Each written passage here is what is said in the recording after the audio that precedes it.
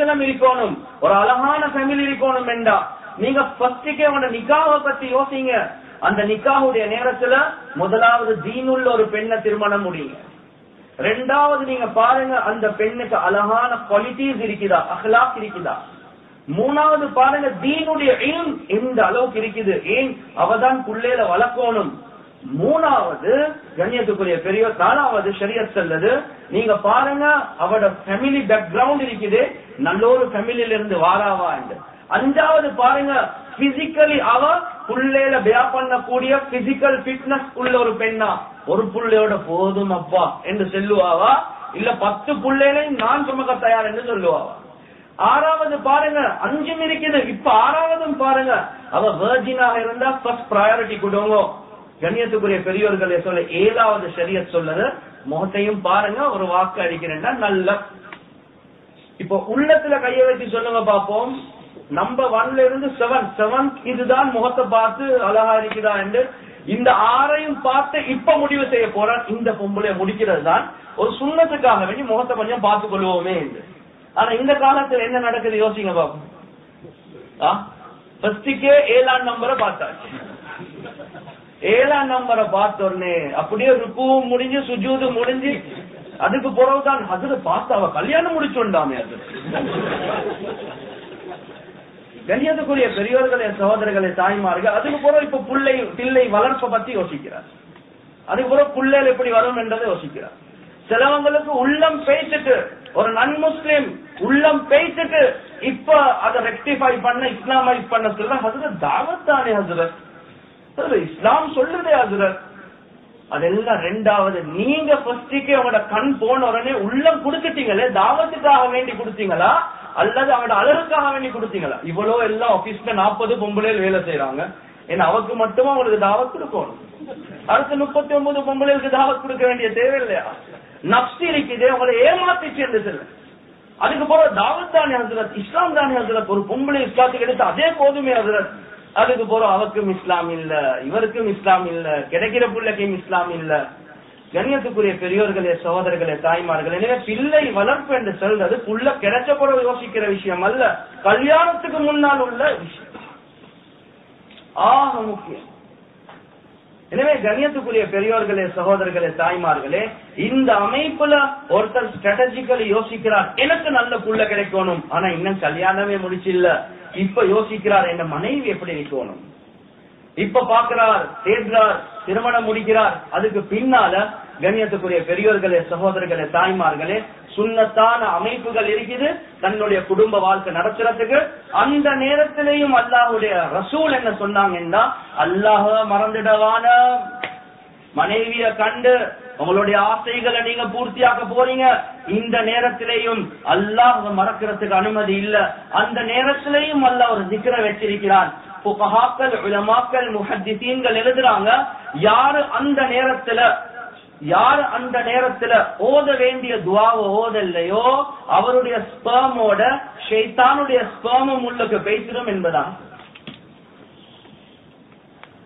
கண்ணியத்துக்குரிய பெரியோர்களே சகோதரர்களே தாய்மார்களே, எனவே தர்பியத்துல் அவுலாத், பிரிங்கிங் அப் சில்ட்ரன் என்று சொல்றது எங்கேயோ இருந்து ஆரம்பிக்கிறது. நீங்க ஆசையை பூர்த்தியாக்கிட்டீங்க, அந்த நேரத்தில் அல்லாஹும்ம ஜன்னிபனா ஷைத்தான் வ ஜன்னிபி ஷைத்தான மா ரஸக்தனா, யா அல்லாஹ் ஷைத்தானை விட்டும் பாதுகாப்பு தேடுறேன் யா அல்லாஹ். யா அல்லாஹ் எனக்கு என்ன புள்ளைய நீ நசீபாக்க போறாயோ அந்த பிள்ளையும் நீ ஷைத்தானை விட்டும் பாதுகாக்கிறியா. அந்த நேரத்துல யோசிச்சு பாருங்க, ஷரியத் சொல்லுது உங்களோட ஆசை இச்சைக்காக வேண்டி செய்யறது அல்ல, உங்களுக்கு புள்ளை ஒன்று நல்ல வரணும் என்ற ஆசைண்டா அந்த நேரத்துல ரப்ப மறந்துட வானம் என்று அல்லாஹ். எனவே கண்ணியத்துக்குரிய பெரியவர்களே சகோதரர்களே தாய்மார்களே, சிலவங்க யோசிக்கிறாருக்கு அப்படின்னு துவா இருக்குதா என்று பார்த்தா 4-10 புள்ளைகள் துவா இருக்குதா என்றே தெரியண்டா. அதுக்கு பிறகு பிள்ளை வளர்ப்பு பற்றி பேசுறாங்க. கண்ணியத்துக்குரிய பெரியோர்களே சகோதரர்களே தாய்மார்கள், அல்லாஹ் எங்களுக்கு எந்த மார்க்கத்தை தந்தாலும் கம்ப்ரிஹென்சிவ் தான், அதுல எந்த குறையும் அல்லாஹ்வுக்கு சுப்ஹானஹு வ தஆலா வைக்கிறது இல்ல. எனவே இந்த அளவுக்கு ஷரியத் எங்களுக்கு படிச்சு தருவது சரி. ஒரு புள்ள கன்சீவ் ஆகிச்சு, இந்த நேரத்துல செய்யக்கூடிய இபாதத்துகள் உலமாக்கள் எழுதுறாங்க, இந்த நேரத்துல அந்த பெண்மணி பிரெக்னன்ட் இருக்கிறா 9 மாதங்கள்ல நீங்க முதல் 3 மாதம், இது புகாரியோ முஸ்லிமோ இல்ல. இது பெரியார்கள் செல்லக்கூடிய சில அமல்கள். ஏன் அதிகமாக குர்ஆன் ஓதுறது நல்லம் என்ற அடிப்படையில முதல் 3 மாதம் சொல்றாங்க நீங்க சூரத்துல் லுக்மான் ஓதுங்க. சூரத்துல் லுக்மான் ஓதி அல்லாஹ் கிட்ட கேளுங்க, யா அல்லாஹ் லுக்மான் ஹக்கீம போல ஒரு ஹிக்மத் உள்ள அறிவாளி என்னும் புள்ளைக்கு நீ தருவாயா. 2வது 3 மாதம் நீங்க சூரத்து யூசுப் ஓதுங்க. அந்த சூரத்து யூசுப் ஓதி நீங்க அல்லாஹ் கிட்ட கேளுங்க, யா அல்லாஹ் யூசுப் அலைஹிஸ்ஸலாத்து வஸ்ஸலாமுக்கு எந்த குறையும் இல்லாம எவ்வளவு அழகாக நீ படைச்சாயோ அதே மாதிரி எந்த மகனுக்கும் எந்த மகளுக்கோ எந்த குறையும் இல்லாம நீ லேசாக ஆக்கிடுவாய். 3வது 3 மாசத்தை நீங்க சூரத்து மரியம் ஓதுங்க. அல்லாஹ் அந்த மரியம் அலைஹிஸ்ஸலாத்து வஸ்ஸலாம் அவங்களுக்கு தன்னுடைய குதிரத்தின் மூலமாக ஒரு குழந்தை அல்லாஹ் வெளியாக்கினான். அதை போல லேசாக எனக்கும் வெளியாக்கிடுவாயா.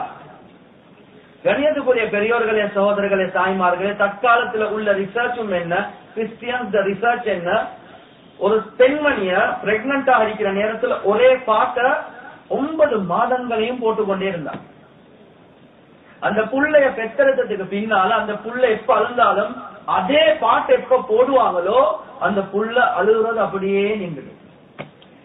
வயிற்றுக்குள்ள இருக்கக்கூடிய நேரத்திலே அந்த குழந்தை அந்த பாட்டுக்கு அடிக்ட் ஆகிட்டு, கண்ணியத்துக்குரிய பெரியோர்களே, சகோதரர்களே, தாய்மார்கள், அந்த குழந்தை வெளியே வந்ததுக்கு பின்னாலையும் அதே பாட்டை போனா அந்த புல் அப்படியே காமாகுது. குர்ஆன் ஹதீஸ வச்சு உலமாக்கள் என்ன சொல்றாங்கன்னா, ஒரு பெண்மணி பிரெக்னன்ட் ஆகிக்கிற நேரத்துல அதிகமாக குர்ஆன் ஓதுங்க, அந்த குழந்தைக்கு குர்ஆனுடைய மஹப்பத் வரும்.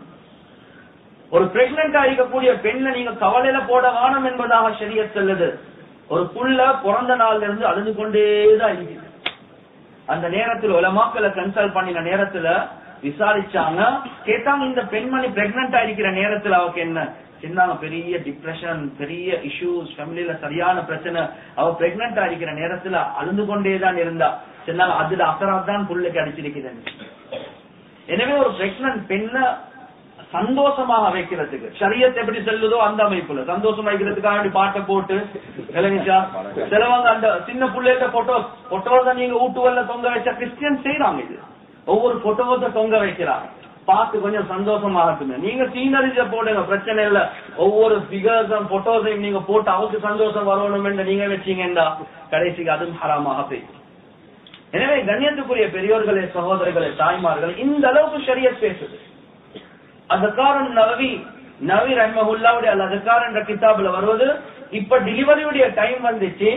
நபி ஸல்லல்லாஹு அலைஹி வஸல்லமோட குடும்பத்துல பெண்களுக்கு உள்ள கிடைக்கிற நேரத்துல நபியாவும் உடனடியாக அதுக்கெண்டே சில நர்ஸ்மார்கள் மாதிரி இருப்பாங்க, மிட்வைஃப்மார்கள், டக்குன்னு அனுப்புவாங்க, சொல்லுவாங்க இந்த சூரா ஓதுங்க, இந்த ஆயத்தை ஓதுங்க, இந்த துவாவை படிச்சு கொடுங்க. பேய்த்துக்கு அவங்க அந்த துவா ஒரு டீம் வந்து ஓடிக்கொண்டிருக்கும், அடுத்தவங்க வந்து அதுக்குரிய ஹிதுமத்தை செஞ்சு கொண்டிருப்பாங்க. குர்ஆன் ஓதுற நிலைமையில தான் அந்த புள்ள வெளியே வரும். என்னென்ன ஆயாத்கள் ஓதணும் நீங்க அதற்கான நவவிய பாருங்க. இந்த காலத்துல என்ன செய்யறாங்க, ஹாஸ்பிட்டல் மியூசிக்க போட்டுடுறாங்க. செய்யறாங்களா இல்லையா? ஸ்ரீலங்கால செய்யறாங்க இல்ல, இங்க செய்யறாங்கன்னு கேள்விப்பட்டேன். கண்ணியத்துக்குரிய பெரியவர்களே, சகோதரர்களே, தாய்மார்களே, ஷரியத்துகளுக்கு இந்த அளவுக்கு அழகாக படிச்சு தரும். எந்த துவாவை அந்த நேரத்தில் ஓதணும், அந்த நேரத்திலையும் அதுக்கு பின்னால் அந்த புள்ளைக்கு கண்ணியத்துக்குரிய பெரியோர்களே, சகோதரர்களே, தாய்மார்களே, தர்பியத்துல் அவுலாத், அதுக்கு பிறகு அந்த பிள்ளையை நாங்க எப்படி வளர்க்கணும், அந்த பிள்ளைக்கு எப்படி பால் கொடுக்கணும். பால் கொடுக்கிறது கண்ணியத்துக்குரிய பெரியோர்களே, சகோதரர்களே, தாய்மார்களே, ஒரு இபாதத்தாக நினைச்சுக்கணும். ஒரு இபாதத்தா ஒவ்வொரு இருக்கிறதோ தொழுகிறதோ பரலாக இல்ல. ஆனாலும் அல்லாஹ்வுடைய நேசர்கள் அந்த காலங்கள்ல சலஃபு சாலிஹீன்களை பார்த்தா அவங்க அதோட இபாதத்தாக எடுத்து செஞ்சாங்க.